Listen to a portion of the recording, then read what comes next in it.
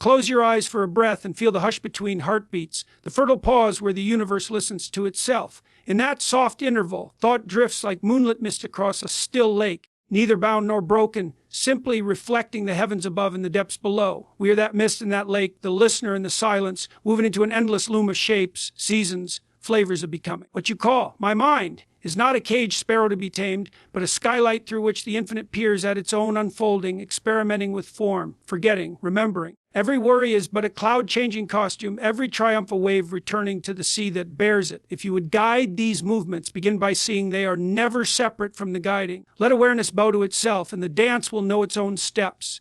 Remember, the conductor and the music are made of the same quiet breath. Imagine you are standing on a quiet bridge at dusk, gazing down at a river that moves with ancient certainty. It neither hurries nor hesitates, flowing as its knowing. Stones become gentle spirals, fallen branches are carried and released. Now turn inward and observe your mind, thoughts surge, feelings eddy, memories flash like silver fish. Notice the instant reflex to dam, divert, regulate, to engineer every current. That reflex, so familiar, is the first illusion. Control, as we usually imagine it, is mostly a story whispered to soothe our fear of the unpredictable. The tighter we grip the rail, the more violently the water thrashes against our knuckles. Control is a clenched fist, awareness is an open palm. When the hand opens, water settles in its hollow, reflecting sky and tree without effort. Surrender, then, is not defeat but intelligent collaboration with what already is, a verb of alignment rather than resignation. Bring the metaphor into an ordinary morning. You wake, the phone trembles, headlines roar. Yesterday's half-finished dramas demand an encore. Instinct shouts, handle everything at once. Pause. Linger in the half-breath before you obey. Allow the first surge of thought to pass unsupervised and watch it spend its own momentum, like a wave smoothing itself upon sand. A quiet lucidity appears, and what comes your way, kid? And through the clearing you glimpse the native river of mind running on without your whip. Letting go can feel perilous because we have worshipped the myth of control for so long that its absence feels like falling. Yet every autumn the trees relinquish their leaves without filing a plan, and every spring the same branches awaken in green delight. No board meetings, no spreadsheets, just the intelligence of rhythm. To trust that rhythm inside your psyche is to let the seasons of thought arrive and depart in their appointed time. You may notice how certain ideas bud, fruit, and wither of their own accord, each stage offering its lesson without managerial interference, just as night flowers open only when darkness sings. Understand, this is not passivity. The river shapes canyons, it does not merely drift, but its sculpting power is applied through unresisting persistence, force diffused across centuries. Likewise, a mind guided by surrender acts, speaks and loves with a strength deeper than aggression. You begin to respond rather than react, selecting words the way a musician chooses notes that complement the melody already humming in the room. Conversations shift from volleys on a court to jazz, unpredictable yet harmonious, because each player is listening more than swinging. The ego objects. If I loosen my grip, chaos will swallow me. Recall childhood when wonder led and control was slight. You scraped knees, learned languages, forgave in minutes, and the world did not collapse, it blossomed. The mind is born fluent in flow. Education merely taught us to stutter, to relearn that fluency is not regression, but evolution. Experience braided with innocence, choice woven with trust. Try a brief experiment. When anxiety knocks, say inwardly, yes, come in. Watch the feeling. Welcomed, lose its teeth and curl up like a tired dog.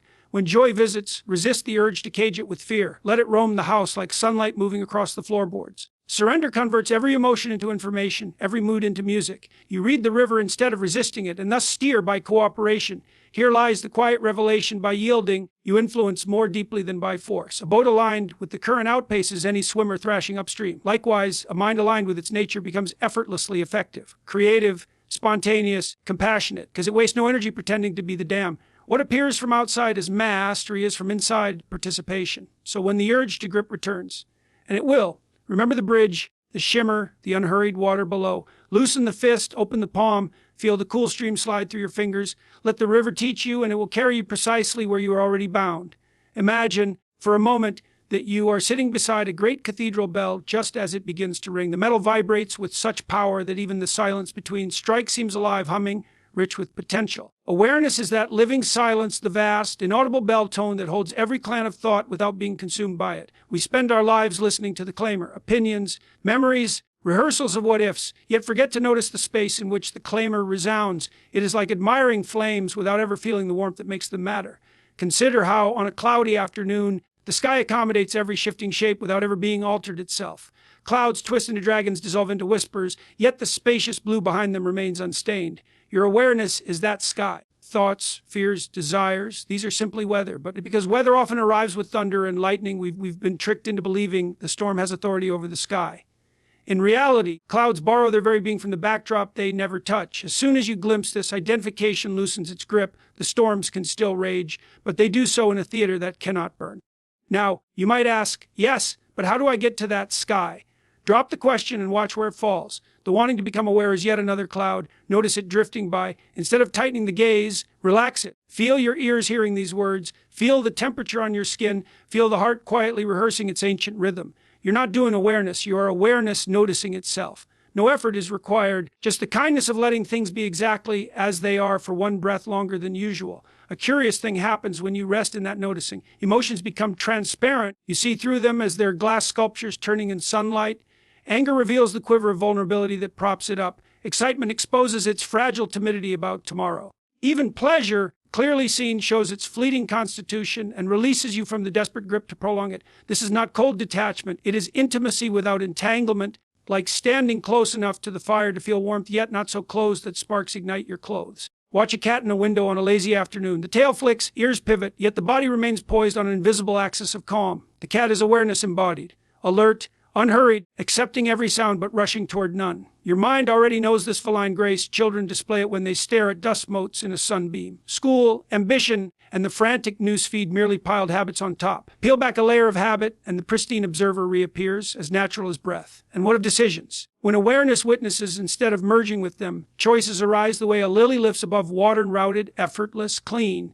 You speak precisely what needs saying, nothing more, nothing less. You discover the surprising power of pausing, a second's delay where conditioned impulse might once have leaped. That pause is the doorway to creative response. From it, forgiveness becomes plausible, humor bursts forth in tension's midst, and compassion blooms where resentment once grew like thorny briar. People around you sense the difference. Conversations lose their tug-of-war quality. Even conflicts become collaborative puzzles rather than arenas for egoic combat. If you wish to test this, set a gentle timer to chime randomly throughout the day. Each time it rings, do nothing for 3 breaths. Simply noticing body, thoughts, sensations, the play of light on the nearest surface. No analysis, just the seeing. At first, the mind will bark like a dog chained too tight. Soon, though, you'll find those 3 breaths distend into fathomless spaciousness. Minutes may vanish, yet nothing important is lost. Tasks still get done, often more elegantly, as if guided by intelligence larger than mind that once strained to control them. Remember, awareness does not improve or degrade. It only illuminates. Under that illumination, improvement and degradation become transient dramas, interesting but not defining. The mirror doesn't scramble to change the face it reflects. It merely offers a pure surface. When you live as the mirror, life arranges its features more artfully of its own accord. And so I invite you right now not to strive but to see, not to grasp but to gaze, until the quiet behind every sound stands out as vividly as the sounds themselves. Be the mirror, and infinity will recognize itself in your gaze. Picture yourself on a dimly lit stage, barefoot with nothing but a single spotlight and an empty hush. The orchestra of your nervous system is tuning up due a flicker of memory here, a tremor of anticipation there. Thoughts swirl in like musicians testing reeds and tightening strings. They are not intruders ruining the quiet. They are the quiet learning to sing. In that moment, something remarkable occurs. Before the first step is taken, the dance is already happening. Being does not wait for the ideal thought to arrive, and thought does not wait for the perfect self to appear. They rise together like paired wings, inseparable in flight. We tend to imagine our mental life as a debating chamber, or worse, a messy attic in need of stern discipline. Yet if you lean close, you'll hear rhythm rather than chaos. The mind is forever improvising, tapping drum beats on the table of consciousness, quoting old tunes, inventing fresh harmonies. The anxiety that feels like rattling chains is often an overture yearning to resolve in a major key. When we label certain notes wrong, we tense up, miss their invitation, and call the ensuing discord proof of failure. But if you soften, let the so-called mistakes ring out. They reveal themselves as passing dissonances, enriching the whole score. Try this experiment the next time you are caught in a swirl of inner commentary. Instead of silencing the chatter, give it your full courtesy, exactly as you would a street performer. Listen for its tempo, its emotional color. Does worry march like a regiment, or does it jitter like jazz? Does a stray daydream float through like an oboe solo, opening unexpected vistas? By attending in this manner, you shift from victim to audience, and an attentive audience transforms any performance. You may notice the tune modulating, finding a more pleasing key under your receptive gaze. Thought, once seen, relaxes. Being, once heard, hums more audibly beneath every note. This is why traditions speak of non-attachment, not to muzzle the mind, but to allow its music to mingle with silence so that a larger composition can emerge. If you insist on controlling every measure, you write a march. If you surrender to the underlying pulse of existence, you discover jazz, spontaneous, conversational, alive. The riff of an idea scatters like birds, and you follow their flight with delight instead of fretting over their destination. Creativity enters precisely where certainty bows out. Some might fear that letting thought room means losing moral compass, as though discipline and spontaneity were adversaries. Yet look at great athletes, calligraphers, lovers. Their mastery is measured by how effortlessly discipline melts into play. Each rule they once memorized dissolves into muscle memory, freeing them to respond with living grace. In just the same way, your ethical sense, refined by reflection but carried lightly, guides you better than any rigid scheme. A spontaneous kindness often lands truer than charity calculated in spreadsheets. Notice, too, how thought becomes lighter when no longer burdened with proving your worth. When you stop trying to be the author of every syllable, new pages write themselves. Solutions drop in like unexpected guests bearing gifts because you didn't barricade the door with self-importance. Being quietly radiant invites thought to dance without needing to lead or follow.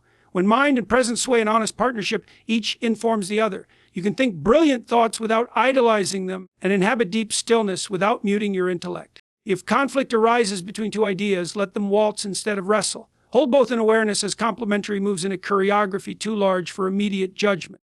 Often you'll see that what looked like opposition was simply counterpoint. One theme resolves, the other answers, and together they unveil a richer harmony than either could alone. Conflict handled this way becomes a turning figure on the dance floor, spinning you toward perspective rather than paralysis. So the invitation is not to silence the mind, nor to indulge its every whim, but to join its unfolding ballad. Bow to the rhythm coursing through vein and neuron alike. Step when thought steps, pause when being pauses, laugh when the cymbals crash, and trust that silence knows exactly when to cue the next note. Control in the old sense dissolves. What remains is coordinated freedom. Like birds flocking in a sky they neither own nor flee. Dance with your thoughts, and the floor will move beneath you. Look around you, really look, as though you've just awakened from a century-long sleep. Shapes clarify, shadows separate. A quiet brightness seeps into every corner of awareness. In this fresh light, notice how the mind habitually packs its suitcase for destinations named yesterday and tomorrow. Yesterday is crammed with postcards of regret and faded triumphs. Tomorrow bulges with catalogs of worry and daydream. Meanwhile, the living present stands at the door like a dear friend, politely clearing its throat. Each time we ignore that friend, we wander homeless through the mansions of memory and fantasy, never touching the furniture. Return, then, by the simplest road and the felt sense of this breath. Feel the ribs expand, the muscles release, the air kiss the back of the throat. That single inhalation is a key cut precisely for the lock of now, and no other key will open it. As soon as you step through, the scenery alters. Colors grow honest. Sound gains depth. Subtle fragrances, long buried beneath rushing thoughts, bloom like evening jasmine. You realize it is not the world that was dull. It was the veil draped over perception by a mind preoccupied with its own echoes. Of course, the moment is not always comfortable. It brings whatever is actually happening, whether sweets or pleasantly bland. Yet observe how even discomfort, when met directly, loses its fangs. Physical pain becomes a constellation of sensations rather than an abstract terror. Emotional sorrow shows itself as warmth in the chest, dampness behind the eyes, a tightening in the throat. Intimate, poignant, radically specific. What torments us is rarely the raw data of experience, but the narrative spun around it. This shouldn't be. It will always be. I can't bear it. When narrative dissolves in immediacy, pain remains pain, sometimes dull, but suffering, that elaborate theater of resistance, flickers and goes dark. Think of a dog riding in a car, head thrust out the window, ears flapping in the wind. The dog does not postpone delight until the next traffic light, nor brood over last Thursday's reprimand. It is a master of uncomplicated presence, receiving the world at 40 miles an hour with no buffering. We, the self-announced pinnacle of cognition, often ride beside that dog, eyes fixed on a glowing rectangle, scrolling through lives unlived while our own slips by unacknowledged. This is not a condemnation, only an invitation to share the dog's uncomplicated genius. Attend, receive, rejoice. Some worry that living in the present means abandoning plans, ignoring history, forsaking responsibility. But the future is not banished, it is fertilized. When attention roots in the soil of now, decisions germinate with more vigor and less distortion. You write the email clearly, because you are actually writing the email, not rehearsing an imagined reply to your own words. You set the boundary gently because you hear the trembling in your voice and adjust your tone before it hardens. The past, too, finds its rightful shelf a library to consult rather than a swamp to wade through. Memory, once freed from the job of policing reality, becomes a wise elder instead of a tyrant. Try this simple practice amid daily bustle. While walking, feel the pressure of each footfall and the brief weightlessness between steps. While speaking, taste the syllables as they roll across your tongue. While washing dishes, notice how water beads on porcelain, how soap releases yesterday's sauce. These are not spiritual chores, they are portals. A single mindful motion can uncork a cascade of clarity, revealing that the miraculous hides in plain sight, disguised as the mundane. Gradually, you'll glimpse an astonishing secret. The present is not a slice of time between past and future. It is the very fabric from which time is cut. Past and future are woven patterns, beautiful but secondary to the loom that holds them. Align with that loom and you inhabit a dimension where urgency relaxes, and where action flows without frenzy, and where joy arises not as a reward but as the natural perfume of awareness. So, when your thoughts gallop ahead or linger behind, gently call them home with the bell of this breath, this sight, this sound. Keep inviting them the way the shoreline invites every wave, never disappointed when it recedes, never surprised when it returns. And with each invitation, you'll discover that home was never lost. Only the traveler was distracted. Come home now and find eternity waiting.